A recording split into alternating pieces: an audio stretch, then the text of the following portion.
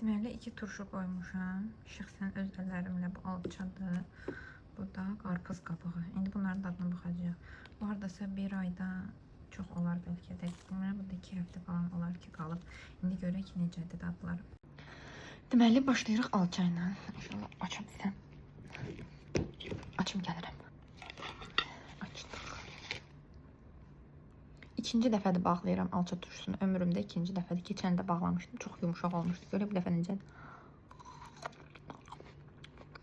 Bu da yumuşaqdır. Bu biraz bərk dursana, buna baxar. Pis deyil.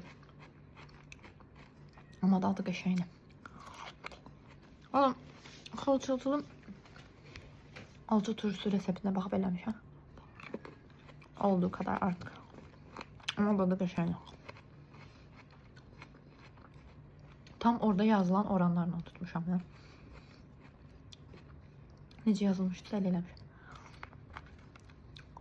Yumuşaq da. Hiç var. Belə deyiləm. Peçək qarpızda.